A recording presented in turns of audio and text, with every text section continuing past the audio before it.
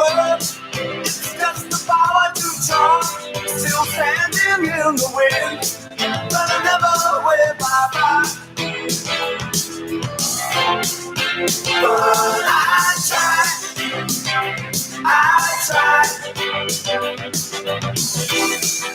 Never gonna fall for hard enough. Walks beside me, hard enough.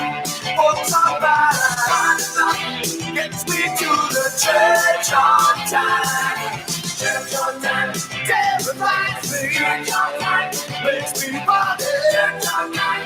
Puts my trust in God and man. God and man.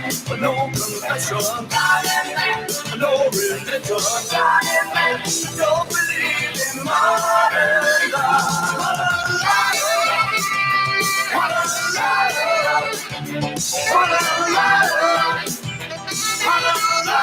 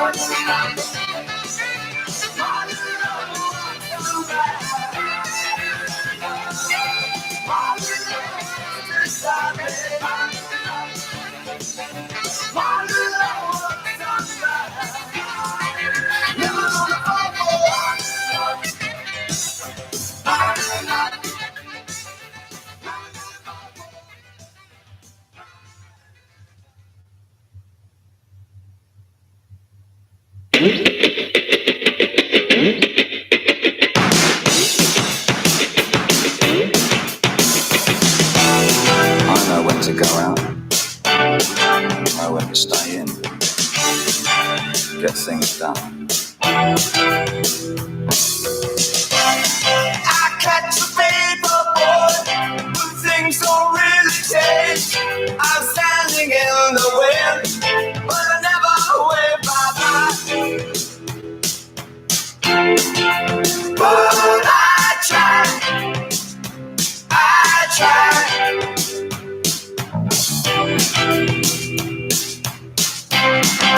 There's no sign of life, it's just the power to charm.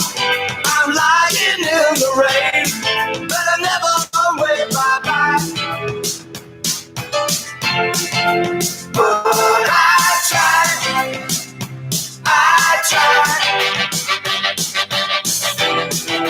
Never gonna fall for hard enough. Walks beside me, walks on by. Church on time. Church on time. Terrifies me. Church on time. Makes me party. Church on time. Puts my trust in God and man. God and man. No confession. God and man. No religion. God and man. Don't believe in modern love.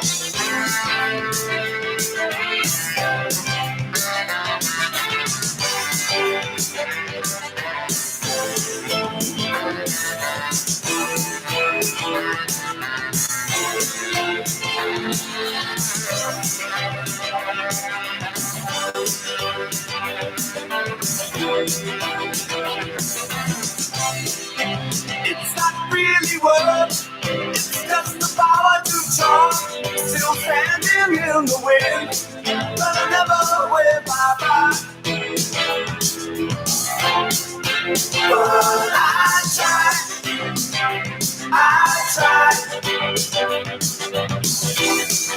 Never gonna fall for hard enough. Walks beside me, hard enough. Walks on by, hard enough. Gets me to the church on time. Church on time. Terrifies me. Church on time. Makes me body. Church on time. Puts my trust in God and man. God and man. No confession. God and man. No religion. God and man.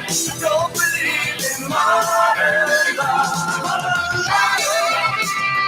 Modern love. Modern love. Modern love.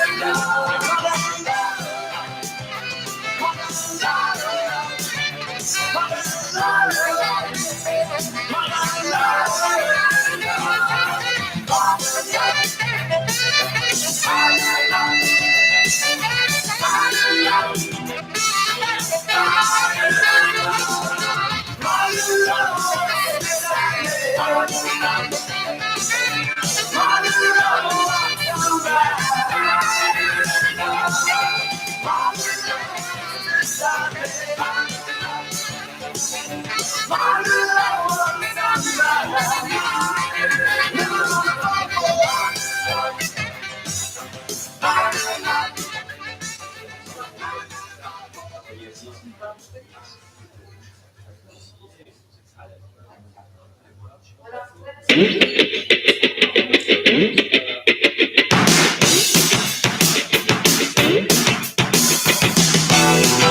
know when to go out, I know when to stay in, get things done. I catch a paper boy, when things don't really change. I'm standing in the wind, but I never wave my bye. But I try.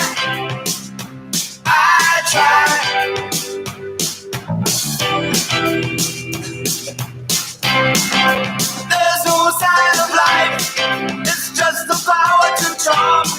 I'm lying in the rain, but I never wave bye-bye. But I try.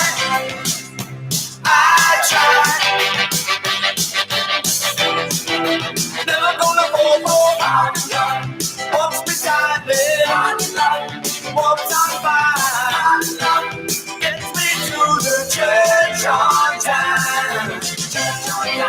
Terrifies me, makes me party, puts my trust in God and man. No confession, no religion, don't believe in mother God.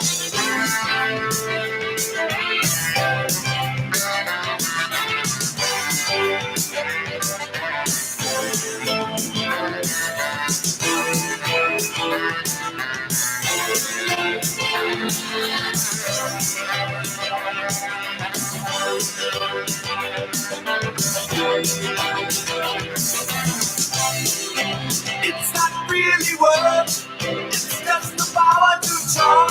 Still standing in the wind, but I never wave bye-bye. But I try.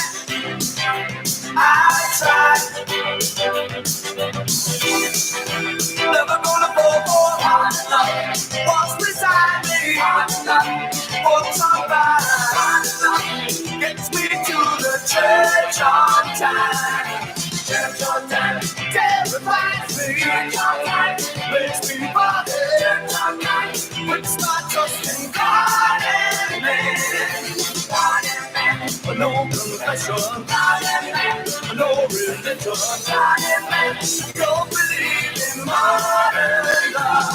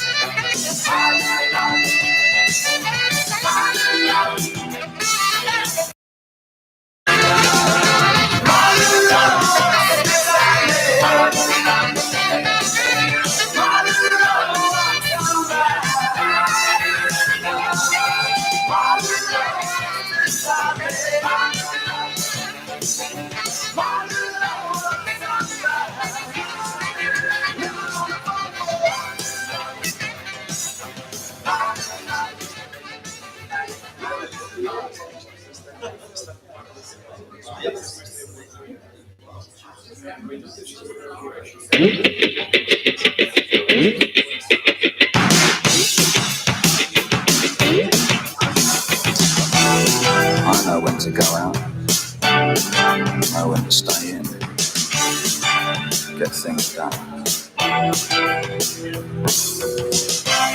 I catch a paper boy, when things don't really change.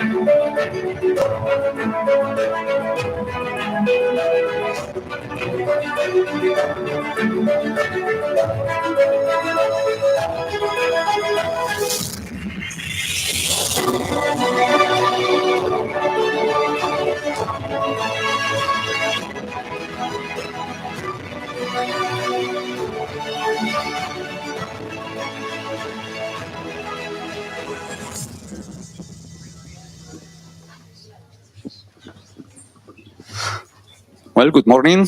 Welcome to the morning show at the Luxury Innovation Summit. Emerging technologies have reshaped the social landscape in the last years, accelerating the way we consume goods and content. And luxury is no exception. And especially in today's challenging economic environment where budgets are getting tightened, being bold and staying innovative while being true to their essence is essential for brands to thrive. Clients are seeking more meaningful relationship with brands through personalized experiences.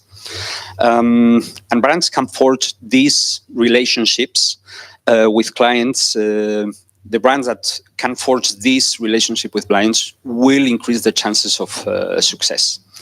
So in this context, digital technologies have never been more relevant, not as the central focus of a brand's activation, but as a tool to enhance it and amplify it. Technologies like NFTs, virtual worlds, digital goods, or gaming have enormous potential. While over the past years, they have generated a lot of excitement, many projects have stalled or failed. However, some projects continue to get real value, proving that there is still a lot of potential. I think we are going to witness similar trajectory with generative AI. So what sets this successful project apart? What makes the difference between these projects and those that are not there or have failed already? Over the next 45 minutes, we are going to discuss this and we'll explore how emerging technologies can deliver transformative value through enhancing the luxury product and the client experience. And so please, let me introduce our panel of speakers. We have Antonio Carriero, Tirath Kamdar, and Max Kantelia.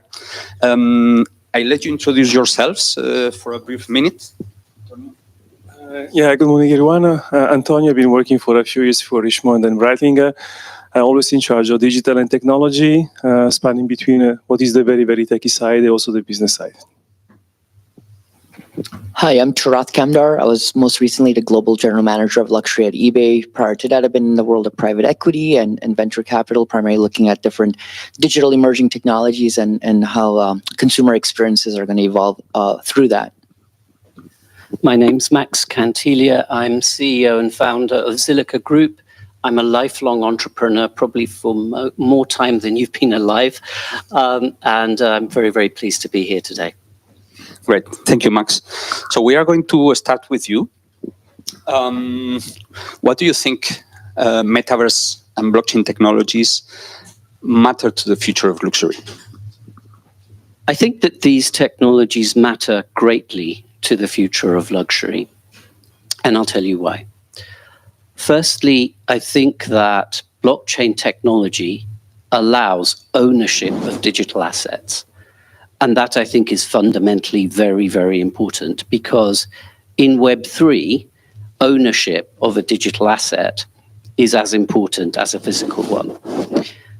And I think that having studied the younger generations during the COVID years, which has led us to develop the business model we have today, I feel that Gen Z and Gen Alpha in particular they see no difference between what is physical and what is digital. And today, I think that I see this as a new form of communication, the next form of communication, because in our parents' day, it was this thing called the telephone. You might remember those. Yes, with that dial thing. In our time, it's been about this thing called the internet. and communicating through email, communicating through social media. I think for the next generation, it's actually about communicating through gaming and metaverse channels. And we've already seen that happening over the last 4 or 5 years. And I think that's very interesting, and I'm very much aligned. How your group, Zilliqa, position itself in that intersection between music, gaming, metaverse, and blockchain? Well, I think that, I had a crazy vision back in 2015, which is when the journey actually started. And I decided to build a layer 1 blockchain, which was a brave undertaking, I can tell you. And I believe that the blockchain layer provides an engine. I mean, I'm full of car analogies, so excuse me. It provides an engine upon which I felt, even back in 2015, that new age, or what we call Web3 today, businesses could be built upon. And rather than doing what a lot of layer 1 blockchains did, we just focused on building the best technology we could so that it would be cheap, fast, environmentally friendly. And in addition to that, I felt that we needed a front end. And that came through what we call the spatial web or the metaverse, whichever term resonates best with you. And so within the group, we have now joined up our layer 1 blockchain, which provides all the Web3 tooling that you need, together with a metaverse front end. And the CEO and CTO of MetaMinds are in the audience today. You should speak to them. But also, we added a gaming studio, because I think that gamification in the metaverse is essential. 1 in 2.3 people on the planet today is already a gamer. Just think about that. And therefore, I think that particularly in the way that Gen Z and Gen Alpha consume, joining up these technologies to provide a new channel for luxury brands is important. Spatial audio and our music business provides generative music, which I think also is part of that multi-sensory luxury experience. Okay, you have mentioned this vision of blockchain. What is Zilliqa 2.0? Because I believe you have just released a new version. What is it, and how it's contributing to that vision? Okay, so the analogy I would give you is that if Zilliqa 1.0, which was the first iteration of our blockchain, and it was the first blockchain in the world to conquer something called sharding, which simply means that you can process more transactions in parallel rather than in series. That was like the Volvo. Now, Zilliqa 2.0 is more like the Polestar. It's a completely different architecture, but without getting too technical, because I can't do that anyway. I would say that the key features for luxury brands are, firstly, very easy to build with and engage with. Actually, users only need a Gmail address. Secondly, we are moving to proof of stake, which means that our consumption of energy actually decreases by 99%, which is quite something. Wow. Yes. And thirdly, we have constructed an architecture whereby luxury brands can have both a public and a private blockchain that can be white labeled for them.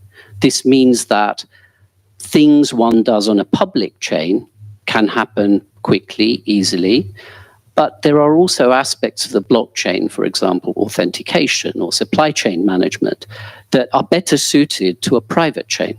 And in Zilliqa 2.0, we can make that happen very, very quickly. So those are the key features, I would say. Thank you. And just one last point, and you were mentioning that Sandra is in the audience, the CEO of MetaMinds, which focus on the metaverse. It's one of these technologies that has hyped and then waned a bit into the unknown for the general public. How is that contributing to the luxury experience? I believe the metaverse, in whatever we want to call it is going to be very relevant. So how MetaMinds and the metaverse is contributing to the luxury experience? So I think that the environments that we are creating and building look like this. And it's all credit to our CTO, who actually came from Meta at one point or other. We believe luxury in whatever form, whether it's digital or physical, has to be luxurious, which means that the environments we're creating are different to the social gaming platforms, because we are not per se gaming platforms. We're looking to help luxury brands to recreate Mayfair or Place Vendôme or whichever luxury area on the planet you like. And that's our vision, to recreate that in a digital format. And so I would say that the approach is very different. Okay, thank you. So, Antonio, Tirath, let's speak about, in general, about emerging technologies. Which one is the one that excites you the most for the future? Which one do you think it has more potential? No, absolutely. And I just want to say I agree with a lot of what Max is saying. And specifically in the world of how metaverse and gaming is coming together, it's really creating what I like to call a new form of social environment, social connections. And the emerging technologies that I really believe, and I spend a lot of time in now, is the future of social commerce, because commerce is changing, whether it's in a gaming environment such as Roblox or what Max and team are working on, or if it's in other environments like a TikTok, right, or an Instagram. Like if you think about the Gen Z audience here, the 18-year-olds out there, they're on their phones constantly looking, and potentially a little bit of ADD there as well. But a lot of shopping is starting to happen there. And the other technology that's really driving that and driving different other areas is AI. And AI, I live in Silicon Valley, so I think I've been brainwashed on AI now being there, because every conversation I'm in is AI. But we're starting to look at the venture funds I work with, like what is the true applicability? What is going to be the true customer value? And one of the areas I want to touch on is the future of AI that drives conversational commerce for the world of brands, retailers, and luxury, given this is a luxury conference. So one of the emerging technologies I'm really excited about is how do you bring that offline store experience where you're actually at a Louis Vuitton store or Chanel store and you get that expert hand-in-hand advice, bring it online, bring it through your mobile device, and feel like you're going to get that same expert advice and feel like that person knows you. Eventually, the behavioral data that we all have in our phones will turn into what I like to call an emerging technology, predictive AI. We talk about generative AI right now, where you can create content, you can create conversations with, like, I can cater a conversation to Pedro because I know his taste and I know what type of watch or handbag he may want. But you can also build conversational commerce and AI into a gaming world or a metaverse world. And predictive AI, eventually, as we get more data in the next 5 to 10 years, I believe is going to be a strong meeting drink. So I see a lot of conversions happening in the world that Max spoke about, AI in the world of social commerce, and it is going to change the way we interact with luxury in the future. Well, I don't have much to add, of course. But what I think is interesting from a company, if you want to survive or be invincible, you always have to get into a level of innovation in terms of capability. Luxury brand, almost by design, have been focusing very often only on the product itself. And the real interesting part of the innovation, where there is probably even too much technology at the moment, and probably not enough good ideas, is really when it's about a consumer engagement. It is a shift in terms of the operating model of the company, where you have interesting possibility there. So I think as a company, I mean, whatever is the company, there is a level of obligation to always try to innovate and try to take out the best of any kind of technology. I've been working a lot in the past few years with blockchain, but not for the sake of having simply a digital certificate of a luxury product. But really the idea was to be able to build something, a kind of proxy between the consumer and the brand, and then to bring the consumer in a different level of engagement step by step. And by doing this, you can build an entire ecosystem, including trading, peer-to-peer, consumer to brand, any kind of interesting ideas to elevate always this experience and empower the consumer. In a way, technology that is not empower the consumer is totally useless. And I said from someone that is working in technology since 30 years almost. So the real value is when you can elevate or empower the consumer And if it is today generative AI that is helping in a kind of way, better engaging the consumer, providing the right insight to your digital canvas or your physical one, still the same stuff in store with a level of empowerment. Yeah, that's very interesting. On top of it,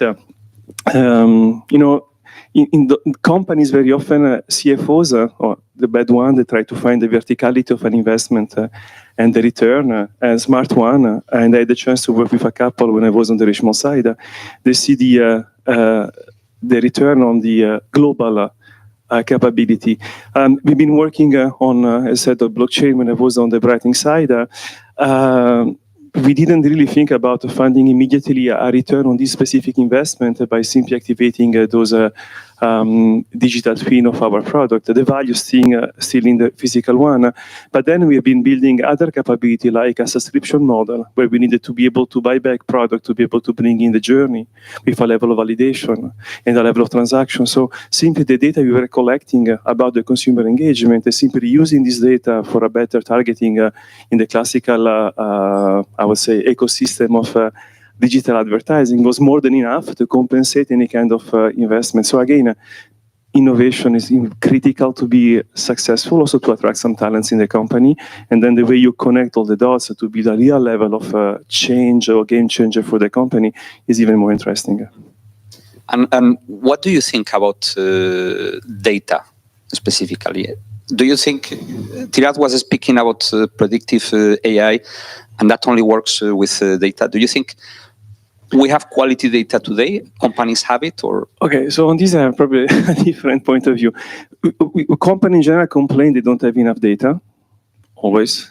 Complain we don't collect, not quality and so on. I don't have this, even with a low level of density in terms of data, you can do something that could be quite interesting. And especially now, from a pure activation of machine learning and generative AI with a low level of density of data, because you inject your data in a very large ecosystem, you have a kind of upgrade in terms of capability. In the past, when we were more analyzing our own data in our own ecosystem, of course, the density, if it was low, was not providing enough capability to... And then data, again, for me, what is the most interesting is not reporting or collecting data for the sake of knowing how many consumers do you have, how many loyalty members, whatsoever, because this is almost a dead information because you collect after, is how you inject the data in the journey of the consumer with the brand. Self-service, website, application, whatever, digital ecosystem that is always evolving, or a blend of the two, but also in the physical space. So this level of injection, so the next best action, understanding the real need of the consumer, is becoming more and more critical, especially in the high value, low frequency, which is our business, where you don't have so many opportunity. If you miss one, then you miss for 5 years. So it's interesting how you get into a different dynamic there. Great. Very insightful. You have mentioned, so a question for Tirath and Max, you have mentioned buyback. Do you think brands should go that way? Do you think in the future buyback programs are going to be relevant for brands? No, it's a great question. I know the initiative that Breitling had done with really launching like an NFT with every watch, I think since 2020. And I believe that in that layer and other forms of ways to reach the end customer, how do you build loyalty? How do you build an ecosystem of loyalty? And I believe buyback, or what we also say trade in, trade up, where they're just not selling it back, but they want to use that capital on something new. And something we spent time at eBay on really saying, okay, when we were at eBay, what does our Web3 team look like? We had purchased a company called Known Origin out of UK to primarily build that layer, build that blockchain layer, and what that infrastructure will look like. And then how do we work with brands to bring in when the Breitling's being traded on eBay as an example, how can it pass when it goes to secondhand, third hand, and play that loyalty angle? Because buyback starts with, again, a form of data. And that one of the key elements of data is knowing the customer, building that loyalty, and knowing the pricing ecosystem, right? And then how to target them effectively. I believe about a third of watches in the US market right now, from the data we've said, is new watch sales are driven because somebody has to sell an existing watch, as an example, right? There's a company called Watchbox in the US that 38% of their business is coming just through buyback and trade-ins. And so absolutely, I believe in buybacks. I think what we have here is a strong physical asset that could have a digital twin, which is how you can create through an NFT. And that's another way to build loyalty and buyback. The other thing, just wanted to add on his point on data, I think one of the things is that when we look at data for any of your company, you have to look at like, what are the data points that you need in order to make that prediction? And a lot of the things we're talking about is there's these great experiences that you hear about in news, but there's this back-end infrastructure being created in the world. And that infrastructure has to be secure, it has to be fast, and it has to be cost efficient, whether it's a blockchain layer, or whether it's an AI infrastructure layer. And so that is a very interesting part of what's being accelerated. And as the next 5-10 years grows there, that and the more data gets piped into that, you'll see a lot of that predictive AI actually start taking off. Yeah, I completely agree with what Tirath has said. But I think, again, this comes back down to the enabling technologies. I firmly believe in secondary markets. And again, going back to the sort of the younger generation, I see it through my daughter's lenses every week. This circular economy is built into the DNA of these younger consumers. And I think that as they age, there are some important data points for us to think about, which is that I believe that in about 20 years' time, about $30 trillion of wealth gets transferred to these younger people, and because of their beliefs in in sustainability, in the circular economy. I think that these secondary markets become really vital for brands and also a source of revenue generation. But the enabling technologies have to be able to do the things that Tirath was just talking about. And how do you three think this is going to happen? For example, you speak about your daughter. The other day, speaking with mine, we were discussing about about buying something for a brand. And she surprised me when she told me she was expecting in the future that the brand will take back the product so she can get a new one. So I think that's the expectation in these new generations. But how blockchain or AI are going to help brands do that? Because that's a challenge for brands, actually. Meet expectations and be able to deliver.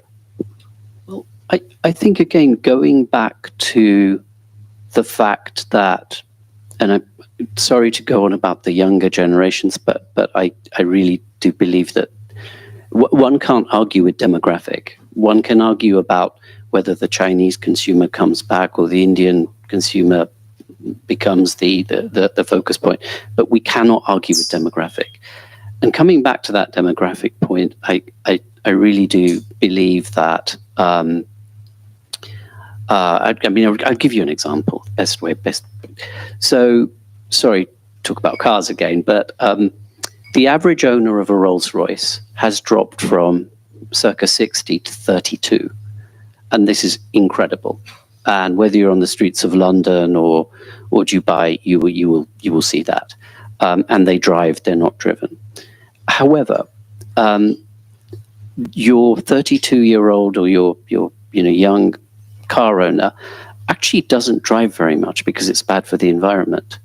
And so owning the digital twin, I've seen this, by the way, and being able to display your beautiful new Rolls-Royce on your home theater system and having that authenticated is as important as the physical item, because in 2 years' time, I might want to hand the keys back and get the latest model, but I don't want to drive the car so much. It's bad for the environment.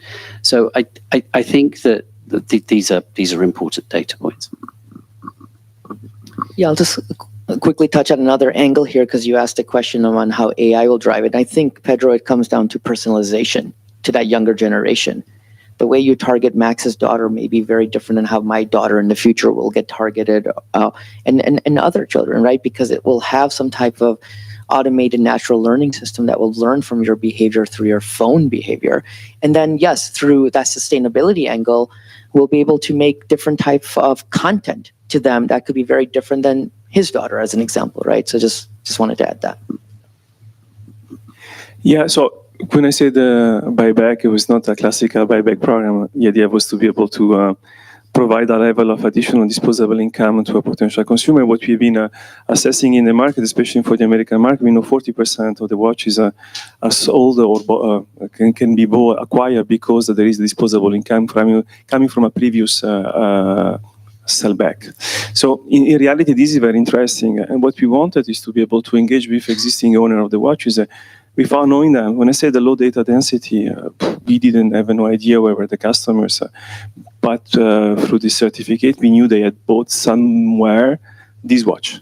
So it was a kind of way to get to them, providing a level of information which goes beyond the content.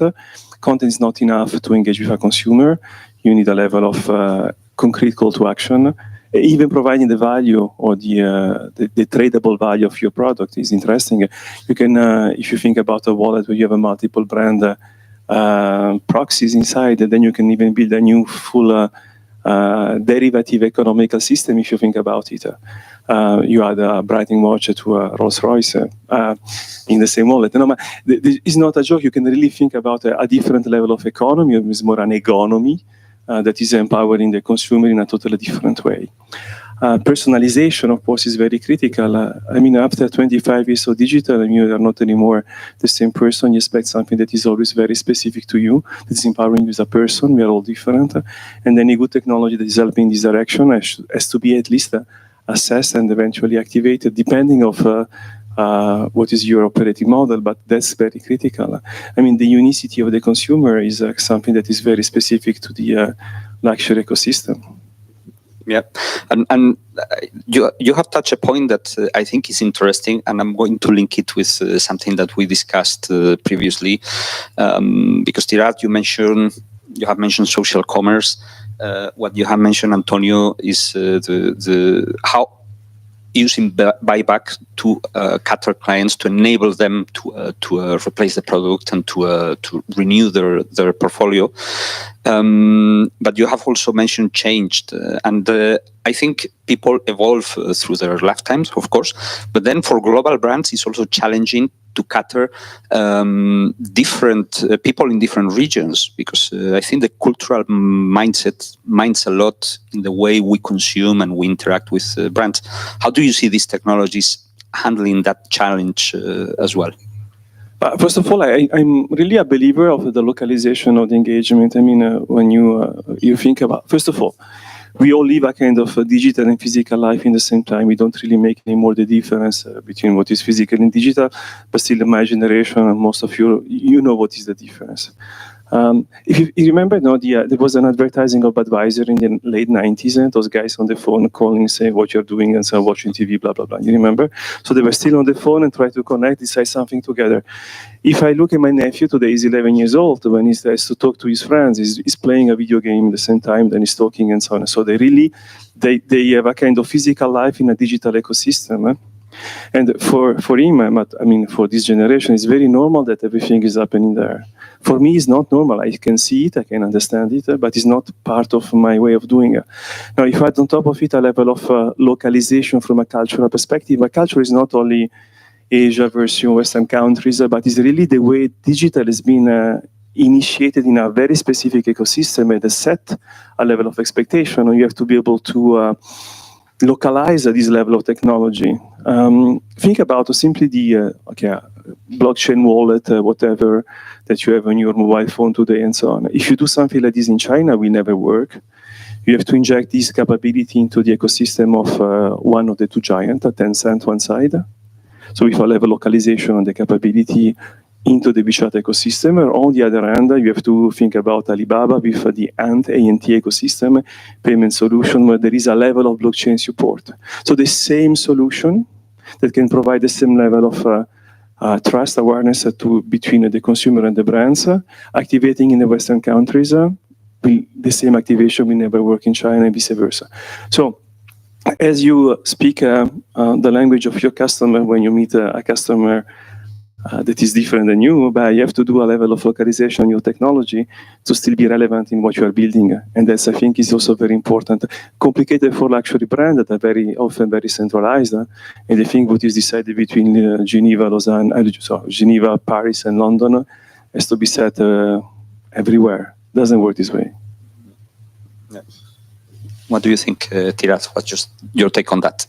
Yeah, I'll speak it from since you asked the social commerce angle, right, and go a little bit deeper into that. If you look at the phenomenon in the US right now changing, I mean, the most daily active user or daily active time spent on any app right now is TikTok, right? But if you look at Facebook and Instagram, they each have in a shopping base, actual shoppers for last year, about 60-ish million Americans. TikTok just started shopping about 2 years ago. They have 170 million active people on TikTok. 33 million of them have made a purchase, and 40% of them are Gen Z. And that just happened in the last 2 years. So the acceleration and change of how consumers are interacting on these social apps because they're living on them.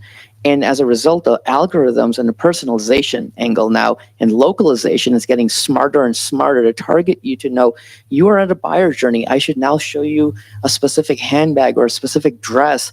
And as a result, push you into some type of content ad experience that allows you to now do checkout right there. And Amazon even recently just partnered up with TikTok to offer Amazon Prime right through that ecosystem and make it super seamless shopping. So there's this whole ecosystem of this younger generation, the 16-year-old, 18-year-old that are hanging out at these apps. And as they start forming into that money eventually and they create wealth for themselves, where are they going to go for their shopping? Where are they going to go for their interactions? They're going to stay around in these environments or stay around in gaming environments, like such as Roblox and others that Max are working on. And so, yes, and there's a lot of localization and personalization starting to be developed there. So definitely very interesting times that we're living in. Very insightful. And Antonio, you have mentioned before the localization and in the localization, the difficulty for luxury companies to bear with digital, right? And the other day we were discussing these projects, especially NFT projects that have failed. We mentioned a well-known car brand, keeping on the car parallelism. And so why do you think these projects failed? Do you think they fail for cultural reasons, that they are set up centrally and they are not well correctly set up? What would be the reason? Probably there are multiple reasons. But I mean, if you have it's very difficult at the beginning to set an object. I mean, at least a financial objective on those projects.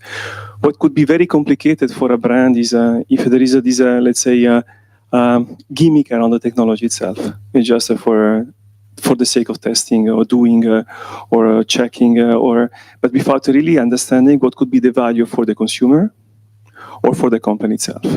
There is a level of try and error that you have always to do, but when you enter in this kind of project, if you cannot link to a level of empowerment for your consumer or a value for your company, sooner or later the project will get into trouble.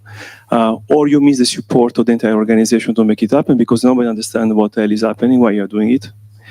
Or you, if you are able to deliver something in the end, there is no leverage or operational leisure in your engagement with the consumer. So I think if you get into this trouble that there is no value for the consumer, no value for the company, so it means that you're really far away from what you're supposed to do, then in the end, this project will get into a very complicated situation and eventually it will fail. It will fail. That's what I would say.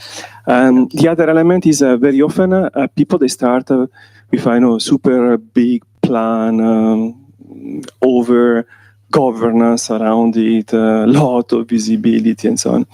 And I think it's super smart to address those kind of novelty this way. It was more interesting to focus on a level of small, simple activation, the first success, improve by doing step by step, and then you get into a level of scale. But for this, you need a level of maturity in the organization or the company side that has to be able to accept that it's not perfect at the beginning, probably not in the end, but will bring value continuously to the company. So that's, again, I would say a little bit my experience on it. Just, thank you. So, yeah, we won't mention brand names here, but a certain sports car manufacturer about a year ago launched an NFT collection, which was an absolute disaster. And the reason, in my humble opinion, why that didn't work is that it goes back to my point, luxury is luxury. And that particular sports car manufacturer would have never launched the next version of their physical car after 3 or 4 weeks worth of work, which is in effect what happened here. The second thing is that if an NFT, and we should really ban those 3 letters, if an NFT is seen to be a speculative asset only at a time when these speculative assets are going out of favor, then they will fail. And you then end up with egg on your face, as we say, all round, and it's not good for anybody. So I would say that when brands do indeed use these new technologies, that they have to experiment in private, first of all, which is that's part of my group's methodology. We forbid the people we work with talking about what we do with them and vice versa, because if something fails, that can have a disastrous effect on the entire ecosystem. So I think we have to follow the same rigor when we launch digital products as we do with physical ones. I like very much that idea of luxury is luxury, because I think humans are humans. And sometimes I think we look the perspective. I was discussing with someone the other day about we have not changed that much in terms of communication. We started a couple of hundred years ago using the telegraph. We have evolved through the different means of communications, written communication, telegraph, messages in newspaper, telegrams, letters, emails, Twitter, text. But it's still the same. So do you think this is some factor that we should take into account when we set up a project using new technology? Or do you think, say it another way, do you think sometimes the new technology and its possibilities somehow blind us about what is important in a specific activation? I'll give the others a chance to say a few words, but in my opinion, as I was saying earlier, I think you're absolutely right, Pedro, in that human beings have a need to communicate with each other. But during the COVID years, I watched my nieces and nephews spending 10 hours a day where their avatars would talk to their friend's avatar, while people of my age would be happy to get on a Zoom call once every 2 weeks and have a glass of wine, and so I think that I think the way we communicate and it's very important to understand how that is evolving. Maybe the avatars can have a glass of wines with each other one day. That would be interesting, right?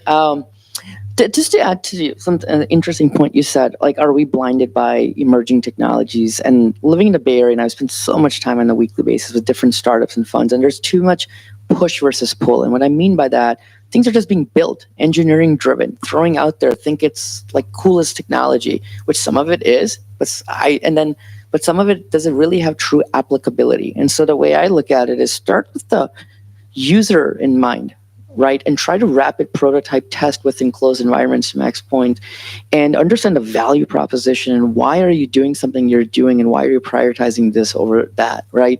And go deliver on that. So I'm really big into building user experiences, understanding the value and how you're going to build an emerging technology and how you're going to stitch emerging technologies together to do that. And then also think about the emerging technologies, similar to AI, are changing extremely rapidly fast. What you thought you were already on a roadmap building in a year, guess what?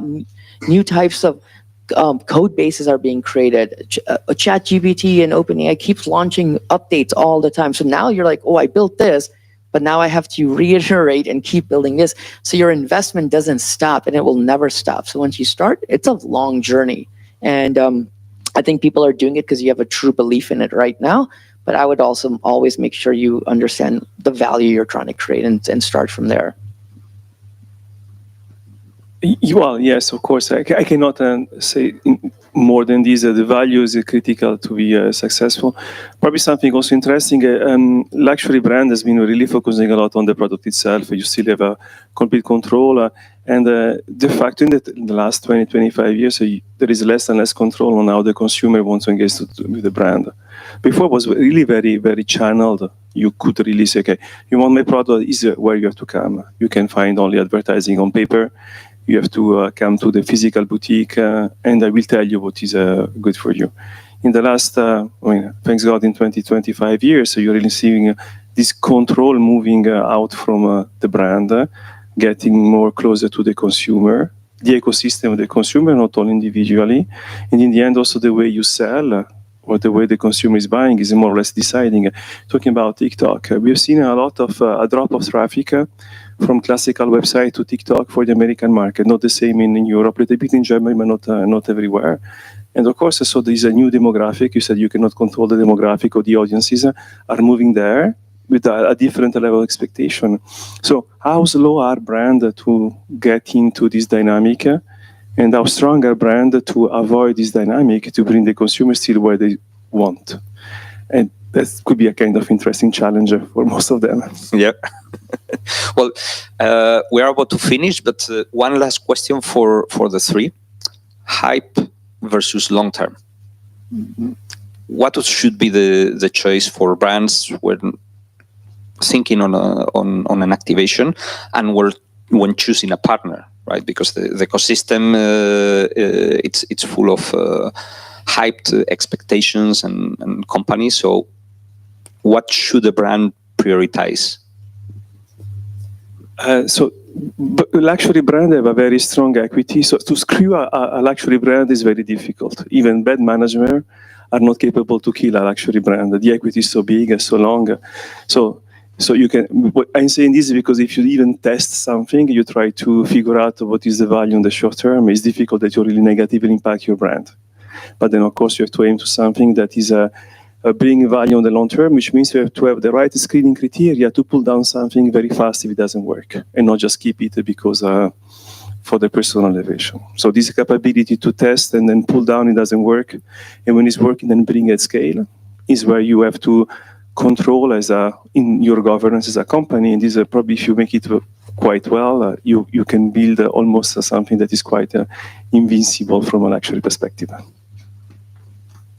No, I agree with everything Antonio said. Like, being a brand, some of these brands are like 100 years old. They have stories. They have a founding, and you have to maintain that brand equity. You can never dilute that, right? At the same time, there's a lot of hype going on in this world. And so it's like, how do you pick and choose? And are there little tests you can do, but also at the same time, make sure you're following your guiding principle of maintaining your brand equity. So again, I'm speaking from the brand side. But if you're like a new up and coming brand, a brand new brand, let's say you're just starting to build, I met this jewelry brand not too long ago that just started from ground up. You could probably be a little bit playful and test a little bit because you're maybe still trying to figure out, but as long as you're still holding true to your story, I think that's really important. Yeah, I fully agree with this, and I also do agree that a lot of these brands are durable. Said sports car manufacturer being a really good example. I think that you have to do both, because in today's age we have these people called influencers, and Laura Piana is an excellent example of how somebody, an influencer, can influence the sale of a pair of shoes. So that's hype driven, but at the same time, I think that these brands have, some of them, as you say, are hundreds of years old, and they are not going to want to destroy their brand value. But what that hype does, whatever you decide to call it, hype or something else, is it keeps the brand relevant. And my London tailors, for example, are considering building suits for avatars of their customers. And why not? My avatar will wear a tailored suit, and then so why not? So I think you have to do both. Well, thank you very much. What a great conversation. So we have touched many points, how to use the technology in the correct way to enhance the product and especially the client experience. Brands need to stay true to their essence, but test a bit and be a bit bold, taking into account the difference, cultural, regional differences, etc., and testing a bit the hype without being involved too much.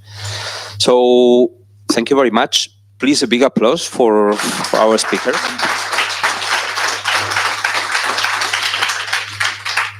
And I think in 5 minutes, the main event starts. So see you there. Thank you.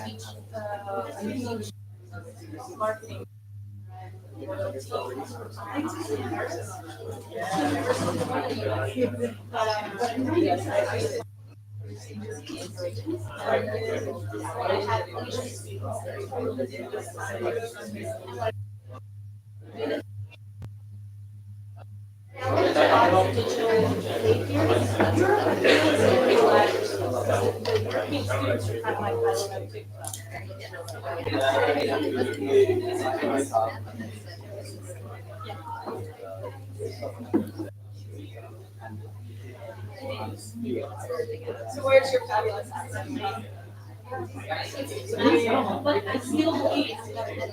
live in Brazil. I okay. So nothing to me. And that was fun to speak with you as well. My name is Polly. So I'm here working at funny. You're doing this tomorrow.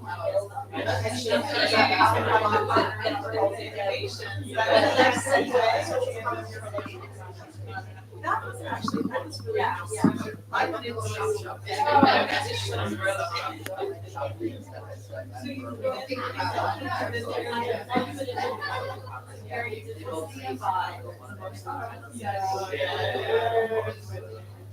And I'm so curious. So what exactly is it that you do? So I specifically work in wine. So it's a globally active wine tech.